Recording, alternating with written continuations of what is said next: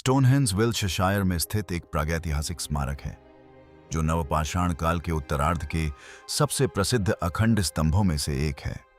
इसका निर्माण लगभग 5000 वर्ष पूर्व हुआ था।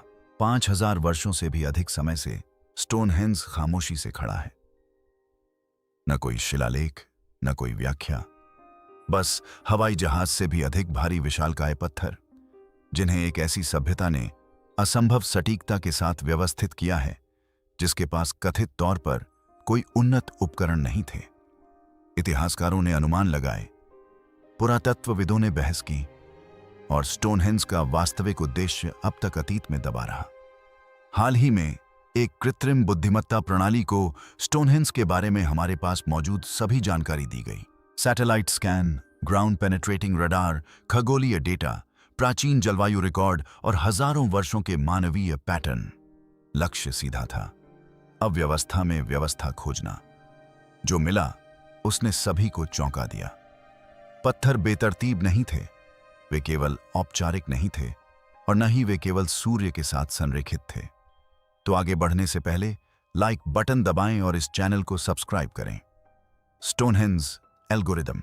हजारों वर्षों से स्टोनहेंज सेल्सबरी मैदान पर चुपचाप खड़ा है, विशाल पत्थरों की एक पहेली जिसने इतिहास के महानतम दिमागों को भी चकित कर दिया है। हमने इसे मंदिर, वेधशाला, कब्रिस्तान कहा है, लेकिन क्या होगा अगर यह इनमें से कुछ भी ना हो? क्या होगा अगर यह कुछ कहीं अधिक उन्नत और स्पष्ट रूप से कहीं अधिक विचलित करने वाला हो? हाल ही में शोधकर्ताओं की एक टीम ने स्टोनहेंज के बारे में मौजूद हर एक डेटा को अगली पीढ़ी की कृत्रिम बुद्धिमत्ता एआई में डाला। इसमें भूवैज्ञानिक सर्वेक्षण, खगोलीय चार्ट, ध्वनिक परीक्षण और एक सदी पुराने पुरातात्विक अभिलेख शामिल थे। उन्हें उम्मीद थी कि एआई शायद कोई छोटा सा सुराग, कोई ऐसी छोटी सी जानकारी ढूंढ ले जिसे सबने नजरअंदाज कर दिया हो। लेकिन एआई ने एक ऐसा चौंकाने वाला खुलासा किया जो किसी विज्ञान कथा जैसा लगता है। एआई ने घोषणा की कि स्टोनहेंज कोई इमारत नहीं है, यह एक मशीन है, और इसका एक बेहद विशिष्ट उद्देश्य है। पहला सुराग खुद पत्थर थे। जब आप इसके बारे में सोचते हैं तो यह हास्यास्पद लगता है। वर्षों तक विशेषज्ञों ने इस बात पर बहस की कि क्या ग्लेशियरों ने या मनुष्यों ने पत्थरों को स्थानांतरित किया था। वह बहस अब समाप्त हो गई है। अब हम 100% निश्चित रूप से जानते हैं कि नवपाषाण काल के लोगों ने ही यह सब किया था। छोटे नीले पत्थर जिनका वजन प्रत्येक 3.5 टन तक था, वेल्स से अविश्वसनीय रूप से 125 मील की दूरी तक घसीटे गए थे। लेकिन असली बात तो यह है, वह जानकारी जिसने शोधकर्ताओं को दहला दिया। विशाल वेदी का पत्थर, 6 टन का एक बेजोड़ टुकड़ा। अब एक नए विश्लेषण से पता चलता है कि स्टोनहेंज के केंद्र में स्थित 6 टन का यह प्रतिष्ठित वेदी का पत्थर दक्षिण पश्चिम वेल्स के बजाय उत्तरी स्कॉटलैंड से आया था। इसका पता उत्तरी स्कॉटलैंड में 400 मीटर दूर स्थित एक खदान से लगाया गया। 400 मीटर। यह ऐसा है जैसे रस्सियों, हथौड़ों और शारीरिक बल का इस्तेमाल करके न्यूयॉर्क शहर से पिट्सबर्ग तक एक पिकअप ट्रक को खींचकर ले जाना। आखिर उन्होंने ऐसा क्यों किया होगा? एआई का जवाब ही रहस्य को उजागर करता है। यह प्रतीकात्मकता या सही प्रकार का पत्थर ढूंढने की बात नहीं थी। एआई के पैटर्न विश्लेषण के अनुसार इन विशिष्ट स्थानों से प्राप्त इन विशिष्ट पत्थरों की भूवैज्ञानिक और धात्विक संरचना अद्वितीय है। इन्हें सर्किट बोर्ड के घटकों की तरह चुना गया था। एआई के मॉडल से पता चलता है कि विभिन्न पत्थर पृथ्वी के चुंबकीय क्षेत्र के साथ एक विशेष तरीके से परस्पर क्रिया करते हैं। निर्माता केवल एक स्मारक का निर्माण नहीं कर रहे थे, वे एक बेहद परिष्कृत ब्लूप्रिंट के आधार पर एक जटिल उपकरण का निर्माण कर रहे थे। उन्हें भूविज्ञान और भौतिकी का ऐसा ज्ञान था जिसे हम अभी समझना शुरू ही कर रहे हैं। यह अथक प्रयास केवल भक्ति का प्रदर्शन नहीं था, मशीन को चलाने के लिए यह एक अनिवार्य आवश्यकता थी। जरा सोचिए, कृत्रिम बुद्धिमत्ता ने पत्थरों की स्थिति का मिलान 5000 साल पुराने नक्षत्र मानचित्रों से किया। हम हमेशा से जानते थे कि स्टोनहेंज संक्रांति के साथ संरेखित है। यह तो अब पुरानी बात हो गई है, लेकिन एआई ने एक दूसरा संरेखण खोजा जो कहीं अधिक सूक्ष्म और कहीं अधिक महत्वपूर्ण है। यह सूर्य या चंद्रमा का अनुसरण नहीं करता। यह अंतरिक्ष में एक विशिष्ट खाली बिंदु का अनुसरण करता है। वर्ष के सबसे लंबे दिन के आसपास के उन कुछ दिनों में जैसे ही सूर्योदय होता है, आप सूर्य की एक किरण को सीधे इस बिंदु पर आते हुए देख सकते थे। यह एक अत्यंत शानदार दृश्य होता। यह एक ऐसी खगोलीय घटना का संकेत है जो हर साल या हर सदी में भी नहीं घटित होती, बल्कि हजारों वर्षों के चक्र में होती है। यह संपूर्ण स्मारक, यह असंभव सी दिखने वाली मशीन इस तरह से डिजाइन की गई थी कि जब कुछ खगोलीय पिंड आकाश में उस एक काले धब्बे के साथ संरेखित हों, तभी यह सक्रिय हो। कृत्रिम बुद्धिमत्ता के विश्लेषण ने 93% संभावना के साथ यह निष्कर्ष निकाला। सवाल यह है कि सक्रिय होने पर क्या होता है। इसका रहस्य इसकी संरचना, भूविज्ञान और खगोल विज्ञान में छिपा हुआ था। लेकिन यह तो इस भयानक परत का सिर्फ पहला हिस्सा था। एआई की अगली खोज से पता चलेगा कि यह मशीन असल में क्या करती है। पत्थर से बना एक हथियार तो स्टोनहेंज एक मशीन है, एक विशाल सर्किट बोर्ड जो कई टन वजनी पत्थरों से बना है और ब्रह्मांड के एक रहस्यमय बिंदु की ओर संरेखित है। यह एक विचित्र विचार है, लेकिन एआई द्वारा उजागर किया गया अगला रहस्य और भी अधिक चौंकाने वाला है। यह सिर्फ इस बारे में नहीं है कि स्टोनहेंज किससे बना है या यह किस ओर इशारा कर रहा है। यह उस अदृश्य शक्ति के बारे में है जिसे यह उत्पन्न कर सकता है। वर्षों से स्टोनहेंज घूमने आने वाले लोग एक अजीब सी अनुभूति, एक विचित्र ऊर्जा या एक धीमी गूंज महसूस करने की बात कहते रहे हैं। अधिकांश लोगों ने इसे कल्पना मात्र कहकर खारिज कर दिया, लेकिन एआई का कहना है कि यह वास्तविक है और इसे कृत्रिम रूप से बनाया गया है। कुछ साल पहले, जब मैं इंटरनेट पर भी नहीं था, वैज्ञानिकों ने स्टोनहेंज की ध्वनि विशेषताओं का अध्ययन करने के लिए उसका 1:2 स्केल का एक सटीक मॉडल बनाया था।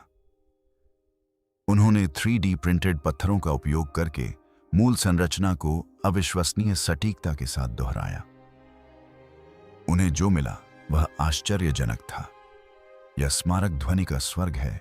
यह ध्वनि को बढ़ाता है और एक अनूठा ध्वनि वातावरण बनाता है, जिससे ध्वनि वृत्त के भीतर ही सीमित रहती है। स्टोनहेंज के शोधकर्ताओं ने इस पर कई प्रयोग किए। उन्होंने मानव आवाज का एक 112वां वॉल्यूम इस्तेमाल किया, क्योंकि यह एक 112वां मॉडल है। लेकिन कृत्रिम बुद्धिमत्ता एआई ने इस डेटा को लिया और लाखों सिमुलेशन के माध्यम से इसका परीक्षण किया, जिसमें मानव श्रवण क्षमता से कहीं अधिक आवृत्तियों को शामिल किया गया। इसका निष्कर्ष चौंकाने वाला था। यह स्मारक समारोहों के लिए आवाजों या संगीत को बढ़ाने के लिए नहीं बनाया गया था। इसे एक विशिष्ट निम्न आवृत्ति वाली ध्वनि उत्पन्न करने और उसे केंद्रित करने के लिए बनाया गया था। यहीं से बात भयावह हो जाती है। यह आवृत्ति, जिसे इंफ्रासाउंड के नाम से जाना जाता है, सामान्य मानव श्रवण क्षमता की सीमा से नीचे होती है। आप इसे सुन नहीं सकते, लेकिन महसूस कर सकते हैं। यह चिंता, भय, दुख और यहां तक कि व्यामोह जैसी भावनाओं को उत्पन्न करने के लिए सिद्ध हुई है। कुछ अध्ययनों ने इसे लोगों के भूत देखने या कमरे में किसी की उपस्थिति महसूस करने से जोड़ा है। यह मानव शरीर से भी प्रतिध्वनित होता है, जिससे हमारे अंगों में शारीरिक कंपन उत्पन्न होता है। अब कल्पना कीजिए कि यह प्रभाव और भी बढ़ जाए, पा जाए। स्टोनहेंज की विशाल पत्थर संरचना द्वारा संचालित हो और पूर्णता के साथ समायोजित हो जाए।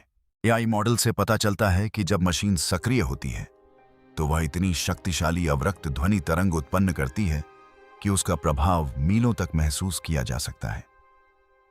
जरा सोचिए, एक पूरी आबादी एक ऐसी अश्रव्य आवृत्ति में डूबी रहे जो उन्हें चिंतित और भयभीत कर दे। यह मनोवैज्ञानिक नियंत्रण का सबसे कारगर तरीका है। एआई का सिद्धांत है कि इस स्मारक का उपयोग विशाल आबादी को शांत करने उन्हें आज्ञाकारी बनाने या विशिष्ट अनुष्ठानों के दौरान धार्मिक भय का माहौल बनाने के लिए किया गया होगा।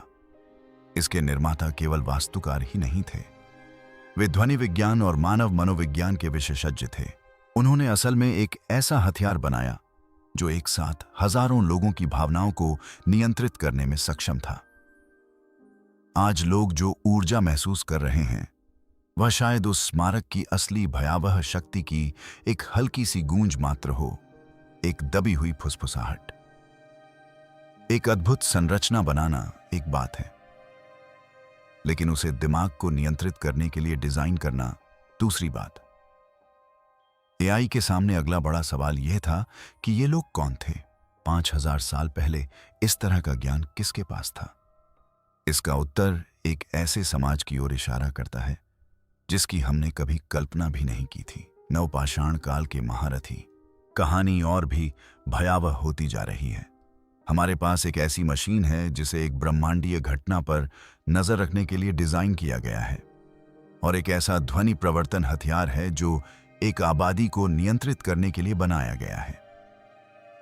तो इस अविश्वसनीय रूप से भयावह परियोजना के पीछे कौन से मास्टरमाइंड थे?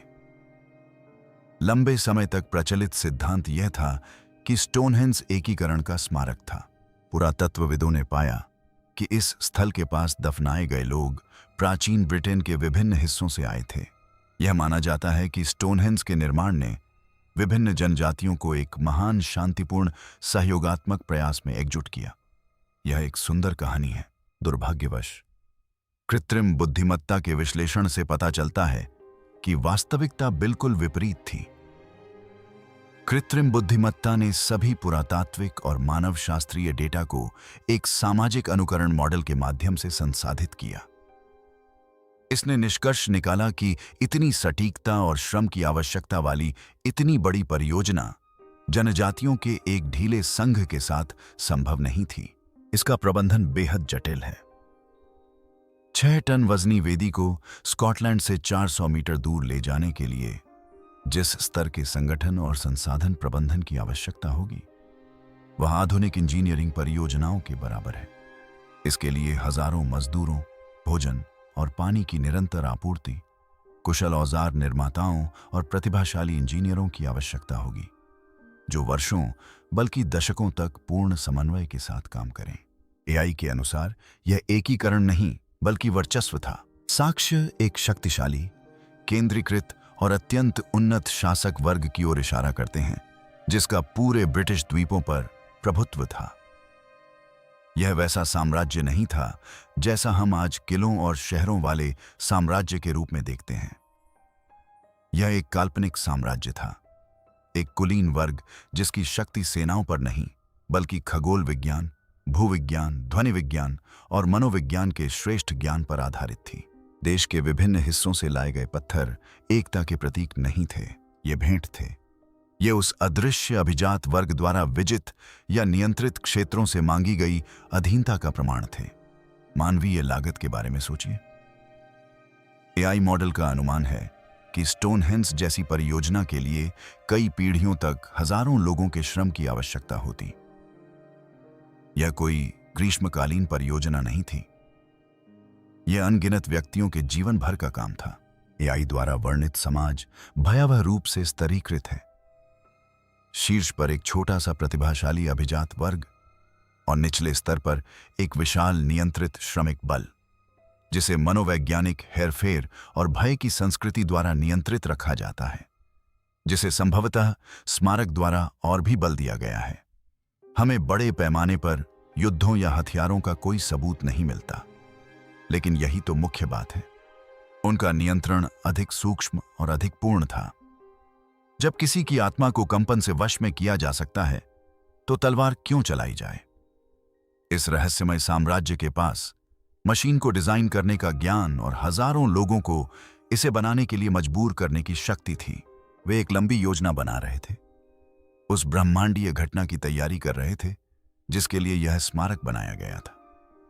सवाल यह है कि वे किस बात से इतने भयभीत थे, या शायद इससे भी अधिक भयावह वे क्या प्रकट करना चाहते थे। एआई का अंतिम विश्लेषण एक बेहद भयावह संभावित उत्तर प्रदान करता है। ये पत्थर किस बात का इंतजार कर रहे हैं? कहानी का यही वो हिस्सा है जहां सब कुछ एक साथ जुड़ जाता है। और सच कहूं तो इसे समझना थोड़ा मुश्किल है। हमारे पास एक रहस्यमयी शासक वर्ग द्वारा निर्मित एक प्राचीन मशीन है जिसका उद्देश्य भय उत्पन्न करना है और जो आकाश में एक अंधेरे बिंदु की ओर लक्षित है। अंत में एआई द्वारा हल किया गया सबसे महत्वपूर्ण प्रश्न था, क्यों? इस विशाल परियोजना का अंतिम उद्देश्य क्या था? एआई ने हर डेटा का विश्लेषण किया, खगोलीय संरेखण, ध्वनि क्षमताएं, विशिष्ट भूवैज्ञानिक सामग्री, और अंत में एक भयावह परिकल्पना प्रस्तुत की। स्टोनहेंज का निर्माण जश्न मनाने के लिए नहीं किया गया था, किसी चीज के लिए बनाया गया था। इसे किसी चीज की तैयारी के लिए बनाया गया था। एआई के मॉडल से पता चलता है कि यह स्मारक एक परिष्कृत चेतावनी प्रणाली, एक पावर जनरेटर या शायद एक बीकन भी हो सकता है। यह जिस ब्रह्मांडीय संरेखण का पता लगाता है वह आकस्मिक नहीं है। यह एक ट्रिगर है। जब तारे और ग्रह अंतरिक्ष में उस खाली जगह के साथ संरेखित होते हैं तो एआई गणना करता है कि एक विशाल प्राकृतिक लेकिन दुर्लभ ऊर्जावान घटना घटित होती है। यह एक शक्तिशाली भूचुंबकीय तूफान, ब्रह्मांडीय विकिरण का विस्फोट या कुछ ऐसा हो सकता है जिसका नाम भी हमें अभी तक पता नहीं है। एक ऐसी घटना जो इतनी शक्तिशाली हो कि ग्रह स्तर पर जीवन को बाधित कर सके। प्राचीन निर्माता यह जानते थे। उन्हें एक ऐसे ब्रह्मांडीय चक्र का ज्ञान था जिसे हम पूरी तरह से भूल चुके हैं। अब आता है सबसे चौंकाने वाला तथ्य। एआई इस घटना के दौरान स्मारक के कार्य के लिए दो भयावह संभावनाएं प्रस्तुत करता है। पहली संभावना, यह एक रक्षा प्रणाली है। उस सटीक पैटर्न में व्यवस्थित पत्थरों की विशिष्ट संरचना को इस ब्रह्मांडीय ऊर्जा को अवशोषित या विक्षेपित करने के लिए डिजाइन किया गया था, जिससे क्षेत्र के चारों ओर एक सुरक्षात्मक घेरा बन गया। इससे उत्पन्न होने वाली अवरक्त ध्वनि लोगों को चेतावनी देने का एक तरीका हो सकती थी, एक मौन अलार्म जो सभी को सुरक्षा के लिए घेरे के अंदर आने के लिए कहता था। इस परिदृश्य में निर्माता रक्षक थे जो अपने लोगों को आवर्ती ब्रह्मांडीय खतरे से बचाने के लिए अपने अविश्वसनीय ज्ञान का उपयोग कर रहे थे। लेकिन एक और संभावना भी है जो कहीं अधिक भयावह है। क्या होगा अगर स्टोनहेंज एक ढाल न होकर ऊर्जा को बढ़ाने वाला यंत्र हो? क्या होगा अगर लक्ष्य ऊर्जा से रक्षा करना नहीं बल्कि उसका उपयोग करना हो? मशीन ब्रह्मांडीय घटना की शक्ति को एक लेंस की तरह केंद्रित करके उसे अवशोषित कर लेगी और अवरक्त ध्वनि का उपयोग लोगों को एक विशाल भयावह अनुष्ठान के लिए तैयार करने के लिए किया जाएगा। और शब्द में किया जाएगा किस लिए? एक द्वार खोलने के लिए, किसी चीज से संवाद करने के लिए। एआई मॉडल निश्चित रूप से कुछ नहीं कह सकता, लेकिन यह एक ऐसा परिदृश्य प्रस्तुत करता है जहां निर्माता अपने लोगों की रक्षा नहीं कर रहे थे। स्टोनहेंज एक तरह से सामुदायिक सेवा का बेहतरीन उदाहरण था जो लोगों को एक साथ लाता था, और आज भी ऐसा ही कर रहा है। वे इनका इस्तेमाल मशीन के भयानक कार्य के एक हिस्से के रूप में कर रहे थे। अब जरा इस बात को समझिए। आप शायद सोच रहे होंगे यह तो बस एक कंप्यूटर का मनगढ़ंत सिद्धांत है, लेकिन क्या पता ऐसा ना हो। क्या पता किसी प्राचीन संस्कृति के पास सचमुच यह ज्ञान था और उन्होंने सदियों तक अलार्म घड़ी बनाने में समय बिताया हो। दरअसल अलार्म घड़ियां बजने के लिए ही बनी होती हैं। कृत्रिम बुद्धिमत्ता ने इस खगोलीय संरेखण की पुनरावृत्ति की गणना की है और इसके अनुमानों के अनुसार अगला संरेखण किसी दूर के भूले बिसरे भविष्य में नहीं है, बहुत जल्द, बेहद जल्द। क्या हम कोई अहम बात भूल रहे हैं? क्या यह सब उनके लिए रातों रात हुआ, या ये हमारे जैसे ही धीरे धीरे हुआ एहसास था? शायद हम ठीक उसी पल में जी रहे हैं जिसके बारे में स्टोनहेंज के निर्माता हमें चेतावनी देने की कोशिश कर रहे थे। हमने अभी अभी संदेश को समझा है और शायद हमारे पास समय कम है। यह एक नाजुक स्थिति है। ठीक है, अब मामला वाकई पेचीदा हो जाता है। एक ग्रहीय रक्षा प्रणाली डरावनी है।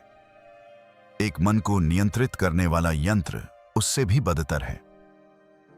लेकिन जब कृत्रिम बुद्धिमत्ता को सुरक्षित धारणाओं से परे ले जाकर क्वांटम भौतिकी और सीमांत ब्रह्मांड विज्ञान से प्रेरणा लेकर विशुद्ध काल्पनिक मॉडलिंग में उतारा गया, तो इसने एक तीसरी व्याख्या प्रस्तुत की। और यह व्याख्या प्राचीन परग्रही सिद्धांतों को लगभग सुकून देने वाली बना देती है। इस मॉडल के अनुसार स्टोनहेंज किसी की रक्षा के लिए नहीं बनाया गया था। इसका उद्देश्य दिमाग को नियंत्रित करना नहीं था। इसे जहाजों, इंजनों या मशीनों के बिना ही वास्तविकता को तोड़कर किसी चीज को गतिमान करने के लिए डिजाइन किया गया था। यहीं से बात अजीब हो जाती है। पत्थरों द्वारा उत्पन्न अवरक्त ध्वनि आवृत्तियां जब दुर्लभ ब्रह्मांडीय ऊर्जा घटनाओं के दौरान प्रवर्धित होती हैं, तो सैद्धांतिक रूप से एक स्थानीय अनुनाद उत्पन्न कर सकती हैं, जो इतना तीव्र होता है कि आयामों के बीच की सीमा को कमजोर कर देता है। लाक्षणिक रूप से नहीं, बल्कि भौतिक रूप से। पत्थर केवल ध्वनि ही नहीं ले जाते, उनके धात्विक अंश और क्रिस्टलीय संरचनाएं उन्हें अविश्वसनीय रूप से स्थिर ट्यूनिंग फोर्क में बदल देती हैं। सैकड़ों मील दूर एक सटीक खदान से लाया गया प्रत्येक पत्थर अपनी आवृत्ति पर कंपन करता है। एक साथ सक्रिय होने पर वे एक एकल स्वर नहीं, बल्कि एक स्तरित अनुनादी स्वर उत्पन्न करते हैं। और ए के सबसे चरम सिमुलेशन में वह स्वर स्वयं अंतरिक्ष समय की सैद्धांतिक आवृत्ति के साथ संरेखित होता है। इस ढांचे में स्टोनहेंज न तो हथियार है और न ही ढाल, यह एक कुंजी है। वेदी का पत्थर, स्कॉटलैंड से लाया गया 6 टन का वह शिलाखंड अंतिम घटक था।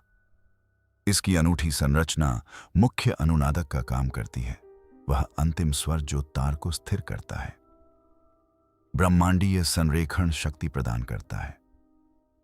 पत्थर सटीकता प्रदान करते हैं। साथ मिलकर वे एक स्थिर, दोहराने योग्य द्वार खोलते हैं। अंतरिक्ष में जिस खाली बिंदु का यह अनुसरण करता है, वह बिल्कुल भी खाली नहीं है। यह एक गंतव्य है। शायद हमने स्टोनहेंज को शुरू से ही गलत समझा है। क्या होगा अगर यह बिल्कुल भी आदिम न हो? क्या होगा अगर यह पृथ्वी पर अब तक निर्मित सबसे उन्नत तकनीक हो? तथाकथित भूतिया साम्राज्य शायद शासक नहीं थे। वे शायद ऐसे नाविक थे जिनके पास वास्तविकता का ऐसा नक्शा था जो तारों से परे अस्तित्व के अन्य स्तरों तक फैला हुआ था। यह सवाल मन को झकझोर देने वाला है। क्या वे कुछ छोड़ने की कोशिश कर रहे थे या किसी चीज को आमंत्रित कर रहे थे? क्योंकि सटीकता से पता चलता है कि यह कोई प्रयोग नहीं था। यह एक दोहराई जा सकने वाली प्रक्रिया थी। इससे सब कुछ बदल जाता है। विशाल कार्यबल किसी स्मारक का निर्माण नहीं कर रहा था। वे एक पूरे ग्रह के लिए पलायन मार्ग या स्वागत का रास्ता बना रहे थे। और क्या होगा यदि लक्ष्य यात्रा करना ही ना होकर पूरी दुनिया को ही फिर से स्थापित करना हो? एक प्रलय की घड़ी। अगर आपको लगता था कि एक आयामी पोर्टल ही सबसे अजीब बात हो सकती है, तो जरा तैयार हो जाइए।